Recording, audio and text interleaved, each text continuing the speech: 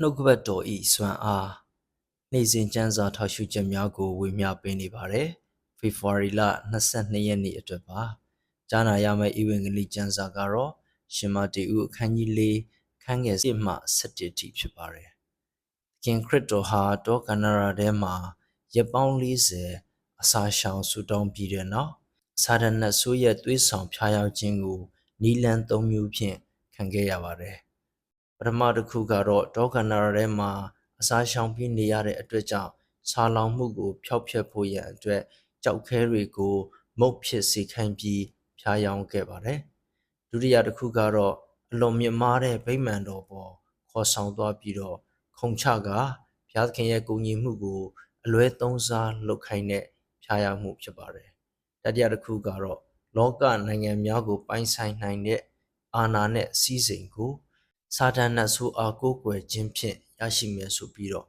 ဖျားယောင်းသွေးဆောင်တဲ့အဖြစ်အပျက်တွေဖြစ်ပါတယ်။သခင်ခရစ်တော်ကတော့တမန်ကျမ်းစာမှာဖော်ပြထားတဲ့ချက်လက်တွေနဲ့ထိုဖျားယောင်းသွေးဆောင်မှုတွေကိုအောင်မြင်စွာတွန်းလှန်ခဲ့ပါတယ်။ဒါကြောင့်ကျွန်တော်တို့ထောက်ရှုနိုင်တာက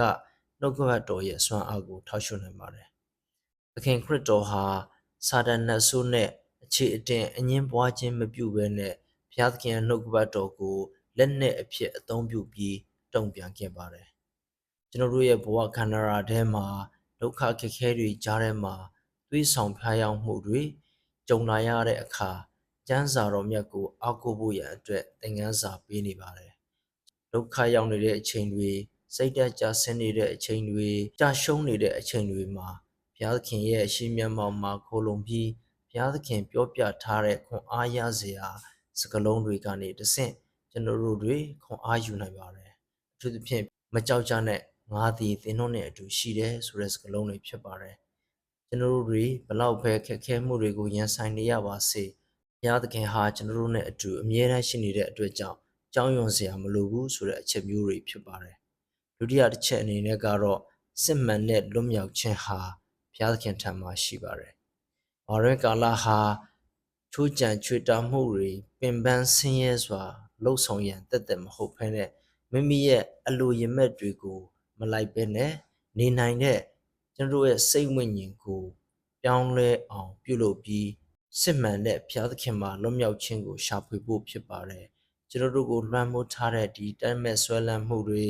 ဒေါသတွေမောဟတွေမာနတွေအာဏာရမှုမှုတွေပစ္စည်းဥစ္စာလွှမ်းမိုးမှုတွေထက်ကျော်လွန်ပြီးတော့ဘုရားသခင်ကိုကျွန်တော်တို့လွတ်လပ်စွာရွေးချယ်ကာဘဝမှာလွတ်မြောက်ခြင်းရရှိနိုင်တယ်ဆိုတဲ့အချက်ကိုထောက်ရှုကြရမှာဖြစ်ပါတယ်။တရားတစ်ချက်အနေနဲ့ဒီအရာတွေကိုလှုပ်ဆောင်နိုင်ဖို့မျှော်လင့်ချက်ကတော့ခရစ်တော်စီမှာပဲရှိပါတယ်။သခင်ခရစ်တော်ဟာအာဒံရဲ့ရှုံးနိမ့်ခဲ့တဲ့နေရာမှာအောင်နိုင်သူအဖြစ်ပြသခဲ့ပါတယ်။ဓမ္မဟောင်းကျမ်းစာထဲမှာရှိတဲ့အာဒံဟာစာတန်နတ်ဆိုးရဲ့ဖျားယောင်းသွေးဆောင်မှုကိုမကျော်လွန်နိုင်ခဲ့ပေမဲ့သခင်ခရစ်တော်ကတော့ကျော်လွန်ပြခဲ့ပါတယ်။သခင်ခရစ်တော်ဟာကျွန်တော်တို့ရဲ့အားနည်းချက်များကိုနားလည်ပြီးသွေးဆောင်မှုတွေကိုအောင်နိုင်ရန်ခွန်အားပေးနေတဲ့သူဖြစ်တယ်။သူကိုယ်တိုင်လည်းတွန်းလှန်နိုင်ခဲ့တယ်ဆိုတာတွေကိုအတူယူပြီးတော့ကျွန်တော်တို့ဘဝမှာကျင့်ကြံရပါမယ်။ဒါကြောင့်ကျွန်တော်တို့ဘဝမှာဖျားသခင်ထက်ပိုပြီးဦးစားပေးနေတဲ့ရုပ်ဝတ္ထုပစ္စည်းတွေအာဏာတွေမာနတွေရှိသလားဆိုတာဒီနေ့ကျွန်တော်တို့မိမိကိုယ်ကိုပြန်လဲဆန်းစစ်ကြပါစို့။ယဟန္တာဩဂတ်စတင်ပြောခဲ့တယ်လို့မျိုးကျွန်တော်တို့ရဲ့နှလုံးသားဟာဘုရားသခင်ထံမှာခိုလုံခွင့်မရမချင်းငြိမ်သက်ခြင်းရှိမှာမဟုတ်ဘူးဆိုတဲ့အတိုင်းပါပဲကျွန်တော်တို့နှလုံးသားဟာဘုရားသခင်ကိုမတွေ့ရှိမချင်းကျွန်တော်ရဲ့နှလုံးသားရဲ့ငြိမ်သက်မှုကိုရရှိမှာမဟုတ်ဘူးဆိုတဲ့အကြောင်းအရာတွေကိုထောက်ရှုပြီးတော့ဒီနေ့တတ်မဲ့ဆွဲလန်းမှုတွေမျိုးစုံကိုကျော်လွှားပြီးဘုရားသခင်ရဲ့ရင်ဝင်တော်မှာခိုလုံကစစ်မှန်တဲ့လွတ်လပ်မှုကိုရှာဖွေကြရမယ်ဆိုတာထောက်ရှုကြပါစို့